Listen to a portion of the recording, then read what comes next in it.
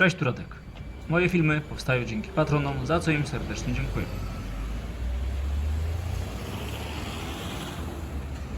Partnerem kanału jest grupa Flying Atom, oferująca możliwość kupna i sprzedaży kryptowalut w kantorach stacjonarnych i bitomatach na terenie całego kraju. Prowadzimy również sprzedaż złota inwestycyjnego. Zapraszamy. Kilka dni temu wróciłem z Mołdawii. Byłem tam przy okazji meczu Mołdawia-Polska, jednak w filmie nie będę mówił o meczu, bo mój kanał nie jest o tym, tylko o drogach i komunikacji. Do Mołdawii od bardzo dawna chciałem pojechać, ale kraj ten nie leży na głównych szlakach komunikacyjnych Europy, więc zawsze było mi tu nie po drodze.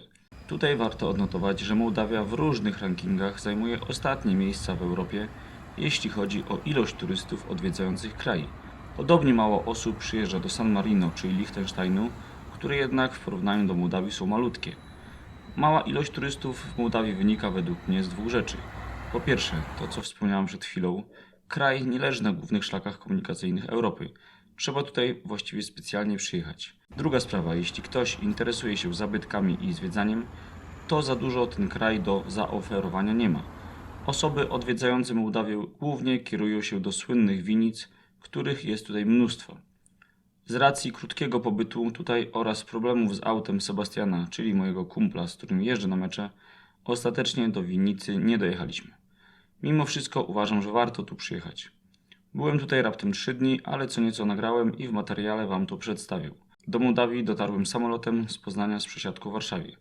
Lot z Warszawy do Kiszyniowa trwa niecałe 2 godziny, a leci się nad Słowacją, Węgrami i Rumunią. Lotnisko w Kiszyniowie jest jedynym lotniskiem w kraju, gdzie obecnie lądują samoloty z innych krajów. Z lotniska do centrum miasta udałem się z innymi kibicami, których poznałem w samolocie, komunikacją miejską. Na początku nasz pojazd wyglądał jak zwykły autobus i sądziłem, że właśnie takim dotrzemy do centrum miasta. Później jednak okazało się, że na linii numer 30 z lotniska do centrum Kiszyniowa poruszają się pojazdy dwusystemowe. Na początkowym odcinku autobus jedzie bez kabla nad nami, więc ma się wrażenie, że jedzie się zwykłym autobusem. Jednak w pewnym momencie nad nami pojawia się sieć trakcyjna, podnosi się pałąkowy odbierak prądu i jedziemy od tego momentu trolejbusem. Do centrum jedzie się około 40 minut. Po rozpakowaniu się w hotelu od razu poszedłem zwiedzać miasto oraz obserwować drogi i komunikację. Kilka ulic w centrum jest szeroka i posiada po 2, a nawet po 3 pasy ruchu w każdą stronę. Układ dróg w samym centrum ma kształt szachownicy. Część dróg jest w dobrym stanie i nawierzchnia jest równa, sporo jednak jest odcinków, gdzie nawierzchnia wymaga naprawy. Główna ulica stolicy, do której z hotelu miałem 300 metrów, to bulwar Stefana Wielkiego i Świętego. Jest to główna oś miejskiej zabudowy, przy której znajdują się kluczowe obiekty życia politycznego, społecznego i kulturalnego miasta oraz całej Mołdawii. Bulwar przebiega przez kiszynowskie dzielnice Centru i Bojuczani, od Placu Wolności do Placu Dmitra Kantemira. Jego łączna długość to 3,8 km. Ulica do niedawna miała 3 pasy ruchu, jednak została zwężona i obecnie prawe pasy są dedykowane tylko dla komunikacji miejskiej. Kierowcy, z tego co zaobserwowałem, jeżdżą raczej spokojnie i dochodząc np. do przejścia dla pieszych jesteśmy przepuszczani.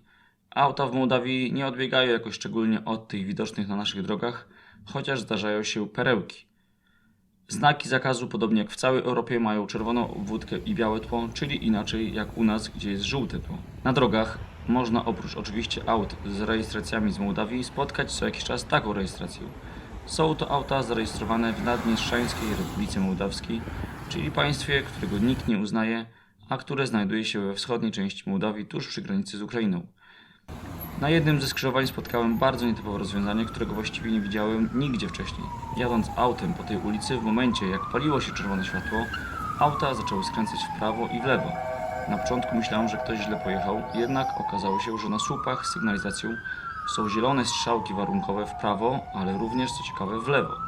Powiem szczerze, że bardzo dziwnie to wyglądało i według mnie jednak jest to niebezpieczne.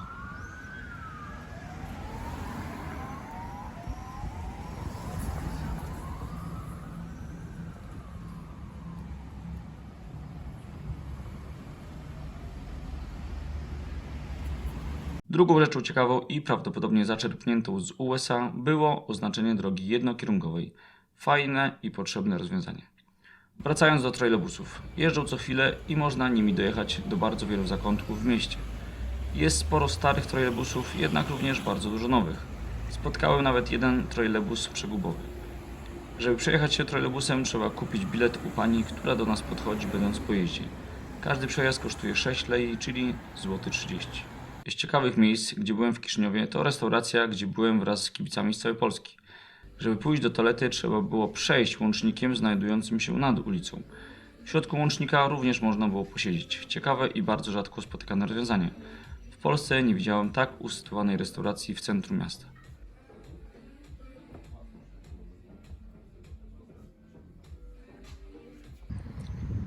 Zawsze zwiedzając stolicę krajów udaje się na dworzec kolejowy. Dworzec w Kiszyniowie znajduje się na południowy wschód od centrum. Jest sporych rozmiarów, jest bardzo zadbany, jednak jest właściwie całkowicie pusty.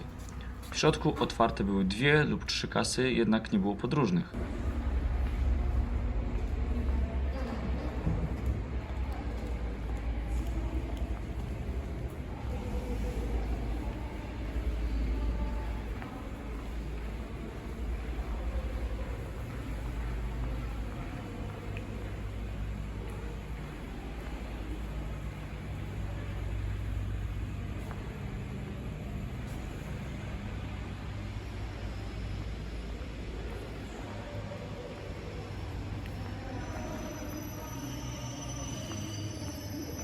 Jak przyszedłem na dworzec, to akurat przyjechał pociąg z Bukaresztu. Wysiadło z niego dosłownie kilkunastu pasażerów. Mołdawia, jak na wielkość kraju oraz wielkość miast, posiada w miarę dobrze rozwiniętą sieć kolejową, jednak bardzo trudno po kraju podróżować pociągiem. Po istniejących liniach właściwie nic nie jeździ. Z Kiszyniowa pociągiem możemy dotrzeć jedynie do stolicy Ukrainy Kijowa oraz do 2 miast w Rumunii, stolicy Bukaresztu oraz do stacji Sokola w mieście Jasy. Dodatkowo istnieją tylko 2 połączenia regionalne do miast Ungheni oraz Bender.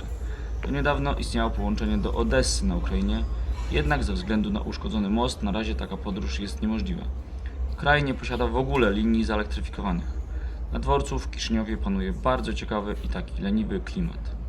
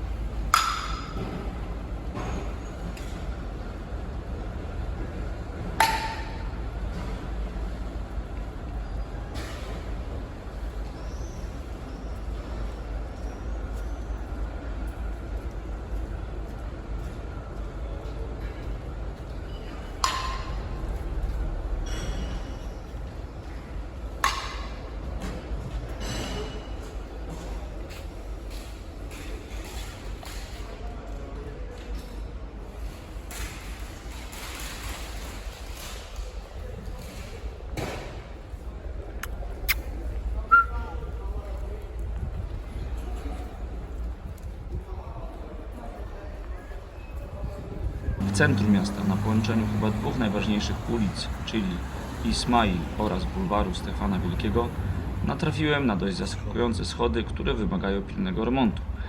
Nie widziałem żadnych pracowników, więc wydaje mi się, że one tak wyglądają od dłuższego czasu.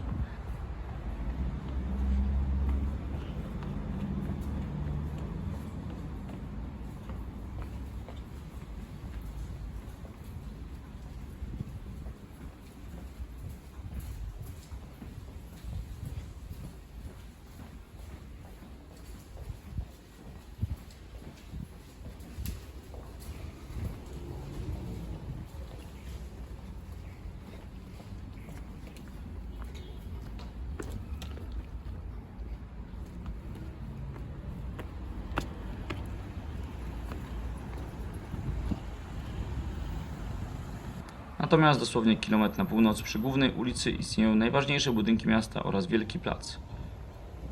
W tym budynku siedzibę ma rząd Republiki Mołdawii. Przed budynkiem znajduje się plac Wielkiego Zgromadzenia Narodowego, gdzie jednego dnia było całkowicie pusto, natomiast kolejnego odbywał się strajk rolników. Po drugiej stronie bulwaru Stefana Wielkiego znajduje się łuk triumfalny.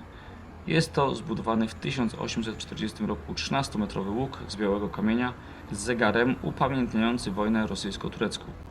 Zaraz obok znajduje się pomnik Stefana Wielkiego.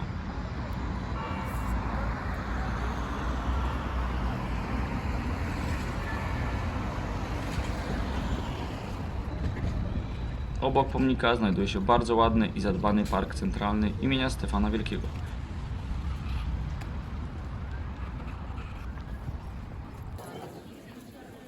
Odwiedziłem też targ w samym centrum miasta, gdzie można kupić mnóstwo różnego rodzaju produktów. Nie lubię ogólnie targów, jak i sklepów, ale z drugiej strony można tutaj poczuć fajny klimat miasta. Miasto jest bardzo czyste.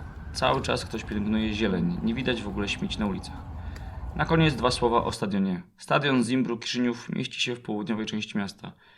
Mieści się na nim 10,5 tysiąca miejsc do siedzenia. Dobrze jest z niego oglądać mecze, bo siedzi się podobnie jak w Anglii bardzo blisko boiska. Na pewno ciekawą rzeczą jest to, że obok stadionu jest wieżowiec, z którego bez problemu można oglądać mecze na żywo.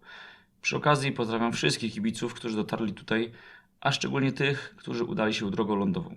Szacunek dla Was. Dziękuję za uwagę. Mam nadzieję, że taki film nie tylko o drogach również się Wam spodobał, aczkolwiek tego typu filmy będą raczej rzadkością na kanale. Na koniec kilka filmów i fotografii z miasta. Pozdrawiam, Radek.